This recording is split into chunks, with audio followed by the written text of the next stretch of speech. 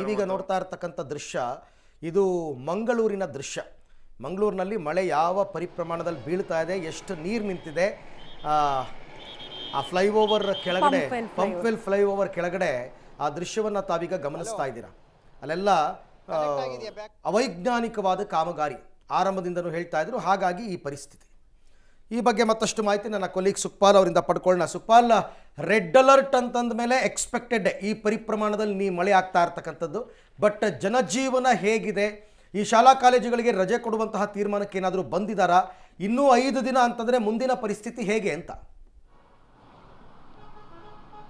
ಇವತ್ತು ಜಿಲ್ಲಾದ್ಯಂತ red alert ಇರೋದ್ರಿಂದ ನಿನ್ನೆ ರಾತ್ರಿಯಿಂದಲೂ ಬಹಳಷ್ಟು ಹೆಚ್ಚಿನ ಪ್ರಮಾಣದ ಮಳೆ ಆಗಿದೆ. ಅದರಲ್ಲೂ ಗಾಳಿ ಮಳೆ ಆಗ್ತಾ ಇರುವಂಥದ್ದು. ಹೀಗಾಗಿ ಅಲ್ಲಲ್ಲಿ ಸಾಕಷ್ಟು ಅವಾಂತರಗಳಾಗಿದೆ. ಮಂಗಳೂರು ನಗರದ ಪಂಪ್ವೆಲ್ ಸರ್ಕಲ್ ಯಾವ ಪರಿಸ್ಥಿತಿ ಇದೆ ಅನ್ನುವಂಥದ್ದನ್ನು ಅರವಿಂದ್ ನೀವು ಗಮನಿಸಬೇಕಾಗುತ್ತೆ. ಈಗ ಸುಮಾರು ಅರ್ಧ ಗಂಟೆಗಳ ಕಾಲ ಸುರಿದಿರುವಂಥ ನಿರಂತರ ಮಳೆಗೆ ಸಂಪೂರ್ಣವಾಗಿ ಪಂಪ್ವೆಲ್ ಸರ್ಕಲ್ನಲ್ಲಿ ಕೆರೆ ಅಂತಾಗಿರುವಂಥದ್ದು. ಕೇವಲ 1 ಗಂಟೆ ಮಳೆ ಸುರಿದ್ರೆ ಈ ರೀತಿಯಾಗಿ ಇಲ್ಲಿಯ ರಾಜಕಾಲುವೆ ಸಂಪೂರ್ಣವಾಗಿ ಮುಳುಗಡೆ ಆಗುತ್ತೆ. ಮುಳುಗಡೆ ಆದ ಬಳಿಕ ರಸ್ತೆಗೆ ಸಂಪೂರ್ಣ ನೀರು ಹರಿದು ಬರುತ್ತೆ. ಹೀಗಾಗಿ ನೀವು ಇಡೀ ಪಂಪ್ವೆಲ್ ಅನ್ನು ಗಮನಿಸಬಹುದು. ಈ ಪಂಪ್ವೆಲ್ನ ಇದೇನು ಕೆರೆ ಅಂತ ಅನಿಸ್ಬೋದು ನಿಮಗೆ, ಆದರೆ ಇದು ಪಂಪ್ವೆಲ್ನ ಪ್ರಮುಖ ಸರ್ಕಲ್. ಇದು ಮಹಾವೀರ ವೃತ್ತ ಅನ್ನುವಂಥದ್ದು. ಈ ಮಹಾವೀರ ವೃತ್ತ ಇವತ್ತು ಯಾವ ರೀತಿಯಾಗಿ ಬೆಳಗ್ಗೆನೆ ಸಂಪೂರ್ಣವಾಗಿ ಜಲಾವೃತ ಆಗಿದೆ ಅನ್ನುವಂಥದ್ದನ್ನು ಗಮನಿಸಬಹುದು. ನಿನ್ನೆನೂ ಸುರಿದಿರುವಂಥ ಸ್ವಲ್ಪ ಮಳೆಗೆ ಸಂಪೂರ್ಣವಾಗಿ ಇದೇ ರೀತಿಯಾದಂಥ ಕೆರೆ ಅಂತಾಗಿತ್ತು, ನದಿ ಅಂತಾಗಿತ್ತು. ಇವತ್ತು ನೀವು ಗಮನಿಸಬಹುದು ವಾಹನಗಳೆಲ್ಲ ಬಂದಿರುವಂಥ ವಾಹನಗಳು, ಅದರಲ್ಲೂ ಬಸ್ಸುಗಳೇ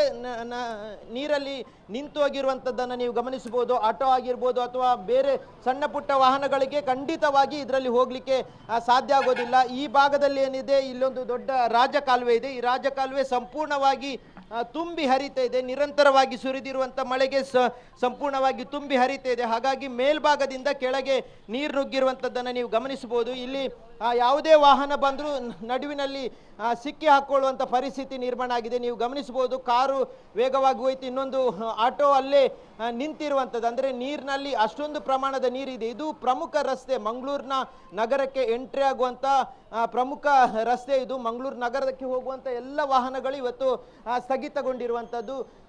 ಜನರು ಪರದಾಡುವಂಥ ಪರಿಸ್ಥಿತಿ ನಿರ್ಮಾಣ ಆಗಿದೆ. ಕೆಲಸಕ್ಕೆ ಹೋಗುವವರು, ವಿದ್ಯಾರ್ಥಿಗಳು ಎಲ್ಲರೂ ಇವತ್ತು ನಡು ರಸ್ತೆಯಲ್ಲೇ ಬಾಕಿಯಾಗುವಂಥ ಪರಿಸ್ಥಿತಿ ನಿರ್ಮಾಣ ಆಗಿದೆ. ಇದು ನಗರಕ್ಕೆ ಹೋಗಬೇಕಿದ್ರೆ ಇದೇ ರಸ್ತೆಯನ್ನು ಅನುಸರಿಸಬೇಕಾಗುತ್ತೆ. ಹಾಗಾಗಿ ಗಮನಿಸ್ಬೋದು, ಎಲ್ಲರೂ ತಮ್ಮ ತಮ್ಮ ವಾಹನಗಳ ಮೂಲಕ, ಬಸ್ಸಿನ ಮೂಲಕ ಬಂದವರು ಇಲ್ಲೇ ಇಳಿಯುವಂಥ ಪರಿಸ್ಥಿತಿ ನಿರ್ಮಾಣ ಆಗಿದೆ. ಮಂಗಳೂರಿನ ನಗರಕ್ಕೆ ಹೋಗಲಿಕ್ಕೆ ಸಾಧ್ಯ ಆಗದಂಥ ಪರಿಸ್ಥಿತಿಯಲ್ಲಿ ನಿರ್ಮಾಣ ಆಗಿರುವಂಥದ್ದು. ಸಂಪೂರ್ಣವಾಗಿ ಈ ಒಂದು ಫ್ಲೈಓವರ್ ಏನಿದೆ ಅದರ ಮೇಲ್ಭಾಗದಲ್ಲಿ ಹೋಗಲಿಕ್ಕೆ ಸಾಧ್ಯ ಆಗುತ್ತೆ. ಆದರೆ ಹೆಚ್ಚಿನವರು ನಗರಕ್ಕೆ ಹೋಗಬೇಕಿದ್ರೆ ಇದೇ ರಸ್ತೆಯನ್ನು ಅನುಸರಿಸಬೇಕಾಗುತ್ತೆ. ಆದರೆ ಇವತ್ತು ಹೋಗುವಂಥ ಪರಿಸ್ಥಿತಿಯೇ ಇಲ್ಲದಂಥ ಪರಿಸ್ಥಿತಿ ನಿರ್ಮಾಣ ಆಗಿದೆ. ಸುಮಾರು 1 ಗಂಟೆಗಳ ಕಾಲ ಇವತ್ತು ನಿರಂತರವಾಗಿ ಮಳೆ ಸುರಿದಿದೆ. ಈ ಮಳೆ ಸುರಿದಂಥ ಸಂದರ್ಭದಲ್ಲಿ ಈ ರೀತಿಯಾಗಿ ಮೇಲ್ಭಾಗಕ್ಕೆ, ರಸ್ತೆಯ ಮೇಲ್ಭಾಗಕ್ಕೆ ಮಳೆಯ ನೀರು ಹರಿದು ಬಂದಿರುವಂಥದ್ದು. ಇದು ಮೇಲ್ಭಾಗದಲ್ಲೂ ಪಶ್ಚಿಮ ಘಟ್ಟದಲ್ಲೂ ನಿರಂತರ ಮಳೆ ಆಗ್ತಾ ಇದೆ. ಜೊತೆಗೆ ಈ ಭಾಗದಲ್ಲೂ ಮಂಗಳೂರು ನಗರದಲ್ಲೇ ಇಷ್ಟೊಂದು ದೊಡ್ಡ ಪ್ರಮಾಣದ ಮಳೆ ಆಗಿದೆ. ಹಾಗಾಗಿ ಬೆಳಗ್ಗಿನ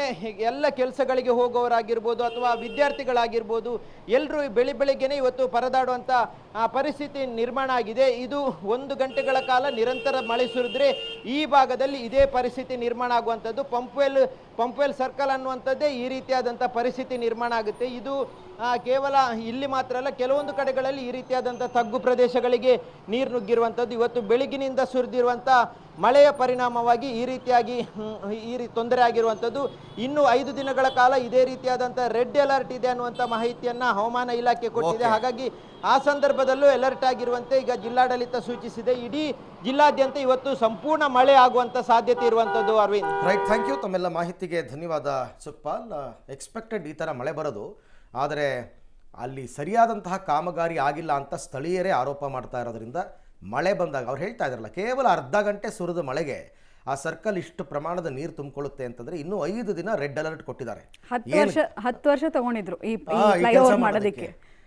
ಕೊನೆಗೂ ಅದನ್ನು ಸರಿಯಾಗಿ ಕೆಲಸ ಮಾಡಲಿಲ್ಲ. ಹಾಗಾಗಿ ಈ ಪರಿಸ್ಥಿತಿ.